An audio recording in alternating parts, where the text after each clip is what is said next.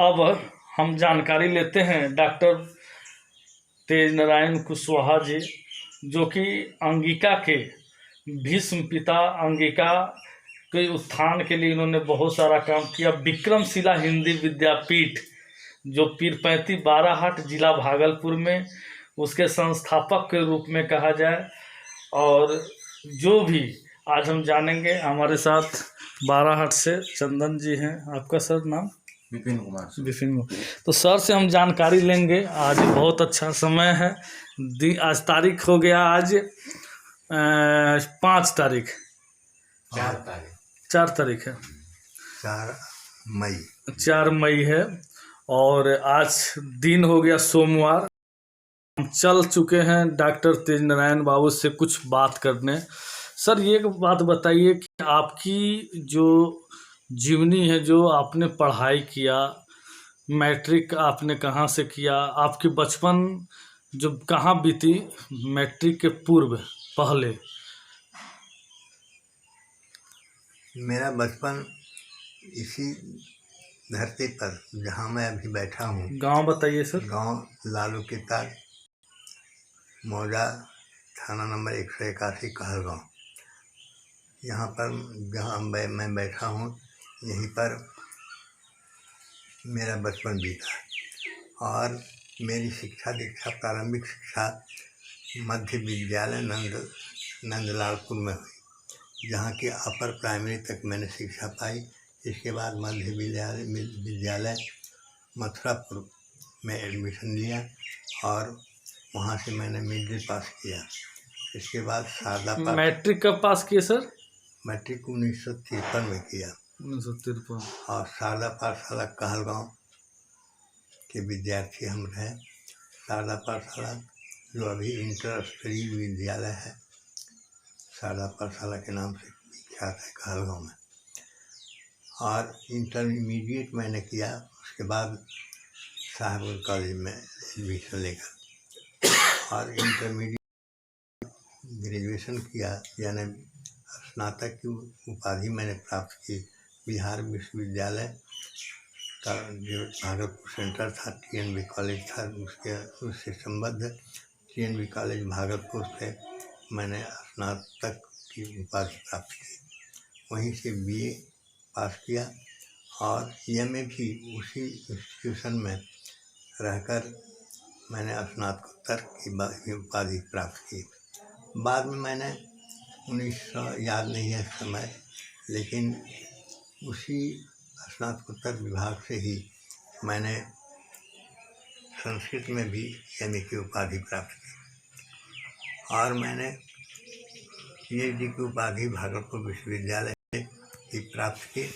और उस समय वाइस चांसलर थे सर SN अग्रवाल, सत्येंद्र नारायण अग्रवाल। उनसे मैंने, उनके हाथों मैंने उपाधि प्राप्त की थी। इसके बाद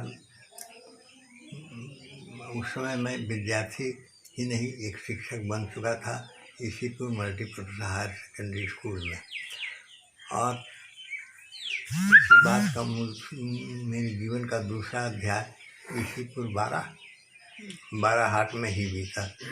और वहीं पर 1994 तक, यानी 94 के उत्तरार्ध के पहले तक मैं इसीपुर बाराहाट में ही अपना भवन बना कर रहा और वहीं मेरा कर्म क्षेत्र भी कहिए। इसके बाद मैं फूली डूमर उच्च विद्यालय, बालादेवी टहरी, फूली डूमर, बांका डिस्ट्रिक्ट में पड़ता है। वहाँ पर प्रधानाध्यापक के रूप में वहाँ पर मैंने योगदान किया। और इसलिए कि मेरा ट्रांसफ़र वहाँ उच्च विद्यालय फूली डूमर में ही हुआ था, इसलिए मैंने वहाँ योगदान किया। और अभी नया वह फूली डूमर विद्यालय हुआ था। और मुझे याद है कि वहाँ पर मैंने स्वागताध्यक्ष के रूप में एक भाषण किया था, लागे कि मुनर फूली डूमर सरंग केरो देश सुंदर। यह गीत लिखा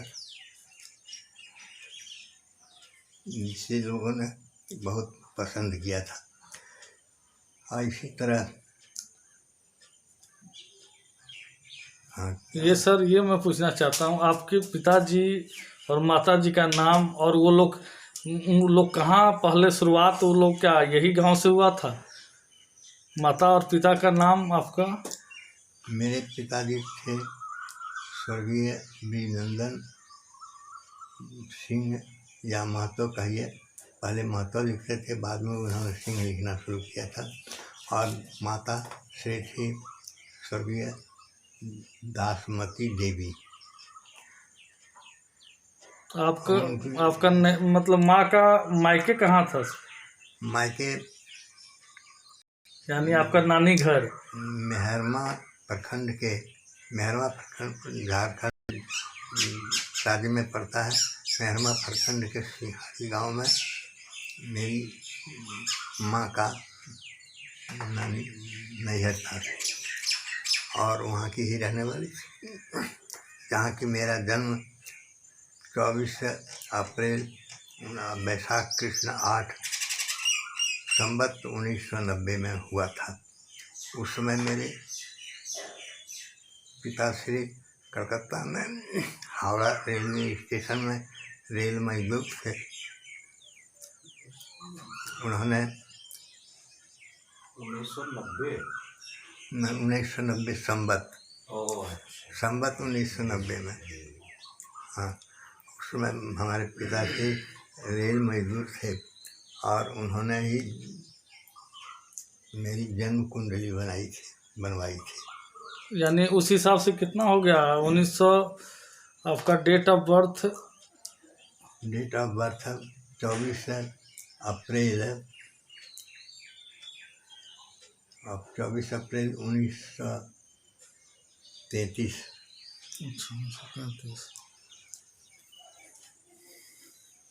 अच्छा, ये कहना चाह रहे थे सर कि आपकी जो शादी हुई उस पर थोड़ा सा हम जानना चाहेंगे, कैसे?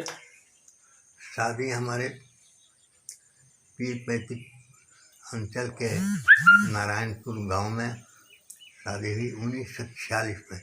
उसमें बाल विवाह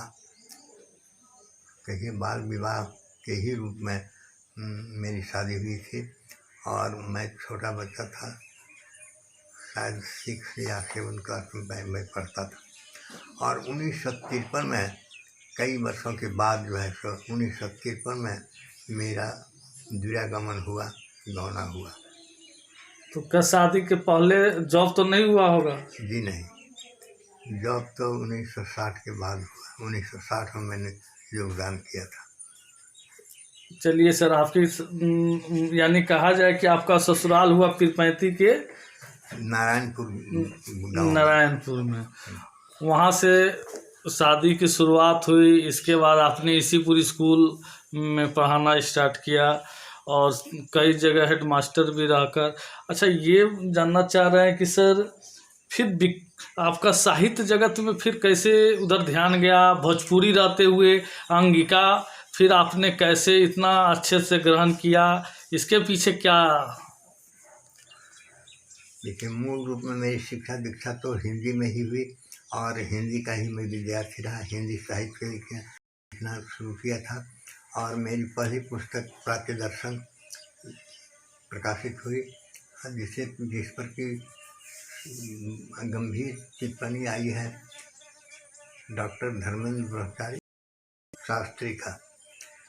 शास्त्री जी उस समय भागलपुर के TN में थी, टीचर्स ट्रेनिंग कॉलेज में प्रिंसिपल थे।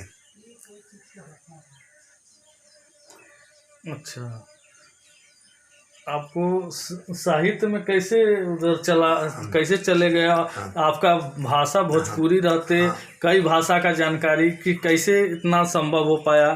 कैसे हिंदी विद्यापीठ के संस्थापक के रूप में जानने लगे? क्या है इसके पीछे? हाँ,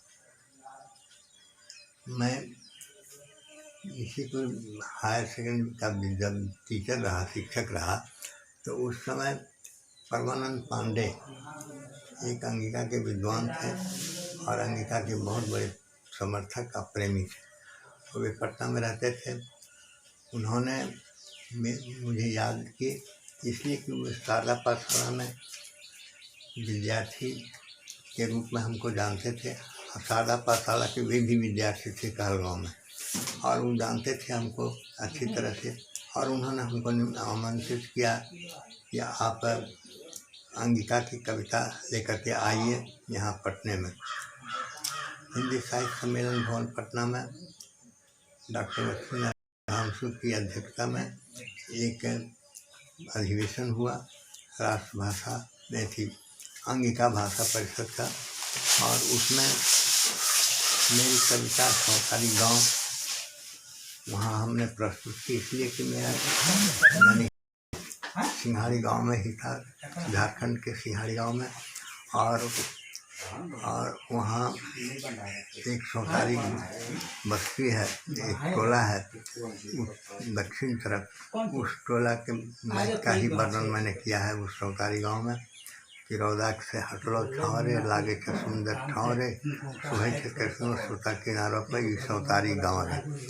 इसलिए बहुत इस गीत की सराहना हुई और लोगों ने बहुत उत्साहित किया, और मेरी रुझान अंगिका के प्रति हुई। और बाद में नरेश पांडे और परमानंद पांडे के सानिध्य में रहा और मेरी बहुत उन लोगों ने प्रशंसा की और उन्होंने हमको उत्साहित किया और अंगिका के हम अंगिका की ओर झुक पड़े। हालांकि मेरी भाषा भोजपुरी रही, लेकिन भोजपुरी में कुछ ही रचनाएँ हो पाई। गीत वगैरह गाता था और उसमें रचनाएँ हिंदी में होती थी, भोजपुरी में होती थी। लेकिन जब अंगिका में आया तो अंगिका के प्रति मेरी रुझान बढ़ती गई और अंगिका साहित्य शास्त्र, अंगिका साहित्य का इतिहास, अंगिका साहित्य के इतिहास को लिखने में मुझे बैजनाथ चतुर्वेदी हैदराबाद के और डॉक्टर बसंत चक्रवर्ती हैदराबाद उस्मानिया यूनिवर्सिटी के प्रिंसिपल प्रोफेसर थे, तो उन लोगों से बहुत प्रोत्साहन मिला और वहीं से अंगिका साहित्य का इतिहास उन्होंने प्रकाशित किया। बैजनाथ चतुर्वेदी ने, उनकी पत्नी प्रतिभा चतुर्वेदी है।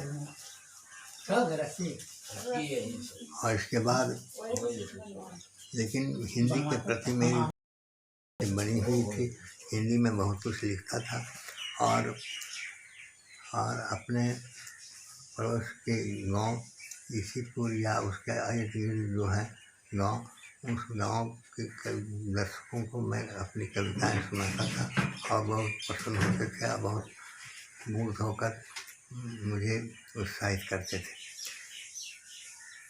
मैं जब इसीपुर स्कूल में था उस समय मैं गया आगरा पीएचडी के लिए।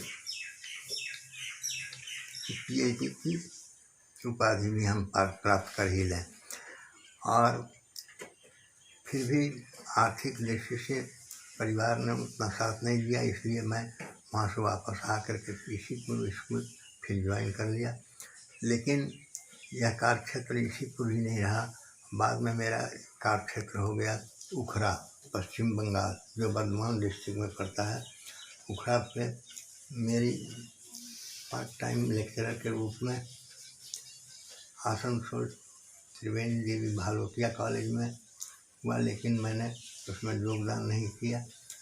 और वहाँ के श्याम सुंदर भारती और एक चौबे जी थे, उन लोगों ने बहुत उत्साहित किया और मदन लाल बर्नवाल, केशव चंद्र मथान और लीला चंद्र ने मुझे रास्ता सुझाया और बहुत उन लोगों ने मदद की और हिंदी के प्रति रुझान में बढ़ते गए। फिर मैंने गृह मंत्रालय भारत सरकार की सेवा में मेरी नियुक्ति कोयम्बटूर में हुई, जो तमिलनाडु और केरल की सीमा रेखा पर वह फॉरेस्ट रेंजर्स कॉलेज है, वहाँ उसी कॉलेज में। लेकिन उस समय अहिंदी भाषा भाषियों का आंदोलन चल रहा था और वह अहिंसक रूप ले चुका था, इसलिए मैं वापस आया अब चेन्नई में आकर के अपने रीजनल डायरेक्टर मुरारी यार साहब को मैंने इस्तीफा सौंप दिया और वापस चले आए और फिर इसीपुर हायर सेकेंडरी स्कूल को ही ज्वाइन कर दिया। इस तरह से, लेकिन मेरी इच्छा उसी समय हुई कि हिंदी भाषा भाषी तमिल तेलुगु के मलयालम जो दक्षिण भारत के राज्य हैं, इन क्षेत्रों में हिंदी का प्रचार प्रसार के लिए कुछ होना चाहिए। और मैंने 1965 ईस्वी में ही संकल्प लिया कि कोई ऐसी संस्था होनी चाहिए। और मैंने 1965 के बाद 69 ईस्वी में उस समय मैं कविराज विद्यानारायण शास्त्री द्वारा स्थापित अखिल भारतीय आयुर्वेद विज्ञान सम्मेलन द्वारा संचालित एक पत्रिका थी जन स्वास्थ्य मासिक। उस जन स्वास्थ्य मासिक का मैंने संपादन शुरू किया और उन्होंने मुझे उसमें नियुक्त कर लिया और उनको बहुत सहयोग दिया और उनके अधिवेशन विभिन्न शहरों में विभिन्न स्थानों पर हुए। मैं उसमें भाग लेकर रहा। इसके प्रति मेरी समर्पण भावना उसमें जग चुकी थी। लेकिन उसी के 1969 ईस्वी में जबकि धन्वंतरी जयंती थी, उस धन्वंतरी जयंती के दिन ही मैंने विक्रमशिला हिंदी विद्यापीठ की स्थापना की, हिंदी के प्रचार प्रसार के लिए और हिंदी भाषी क्षेत्रों में समस्त भारत में राष्ट्रीय स्तर पर उसे रूप देने के लिए विक्रमशिला हिंदी विद्यापीठ की स्थापना की। और यही मेरी तो साहित्य की या हिंदी सेवा की स्थापना कब हुआ था सर? 1969 ईस्वी में धन्वंतरी जयंती। मुझे तिथि याद नहीं कि किस तिथि को वह हुई थी, लेकिन धन्वंतरी जयंती 1969 में इसका शुभारंभ हुआ। हाँ। उसमें कौन कौन लोगों ने आपका संस्थान में कितने लोग सहयोग में थे? उसमें डॉक्टर महेश्वरी सिंह महेश हमारे कुलाधिपति हुए विक्रमशिला हिंदी विद्यापीठ के, कविराज विद्यानारायण शास्त्री, ये क्योंकि बहुत बड़े सहयोगी थे, नज़दीकी थे, उनके सानिध्य में था, इसलिए वे कुलपति हुए और मैं कुल सचिव के पद को संभाला और वह संस्था चलती रही। उसके विभिन्न अधिवेशन हुए, विभिन्न समारोह हुए, चाहे वह हिंदी दिवस हो या राष्ट्रीय स्तर पर कोई अधिवेशन हो, विभिन्न शहरों में भी उसके आयोजन होते रहे और इस तरह से हिंदी का प्रचार प्रसार क्रम से। लेकिन जब से सानिध्य में आए डॉक्टर संभा बाविस्कर जी महाराष्ट्र के हैं, उनके सानिध्य में आने के बाद जो है सो वे हमारे एक इतने बड़े सहयोगी निकले कि उनके सानिध्य को पाकर के मैं बहुत प्रसन्न रहा, बहुत मंत्रमुग्ध हो उठा और उन्होंने सहयोग दिया और राष्ट्रीय स्तर पर उन्होंने विभिन्न स्थानों में विभिन्न राज्यों में उन्होंने विक्रमशिला हिंदी विद्यापीठ की शाखा संस्थाएं स्थापित की। इसलिए उनका योगदान कम नहीं रहा इस दिशा में। यहाँ पर सर जब शुरुआत हुआ विक्रमशिला हिंदी विद्यापीठ, फिर उस समय कितने लोग उसमें आए? जैसे डॉक्टर देवेंद्र नाथ शाह जी, नकुल बाबू या बहुत लोग ऐसे होंगे जो उसमें आपके साथ आए होंगे, जो कहीं ना कहीं सहयोग किए होंगे, तो कौन कौन वैसे लोग थे? हाँ, उसमें डॉक्टर राघवेंद्र नारायण आर्य जो कहलगांव के एक संस्कृत के विभाग में रहे और उसके विभागाध्यक्ष भी रहे, तो वे हमारे कुलपति हुए। और उसी तरह से डॉक्टर लारी आज़ाद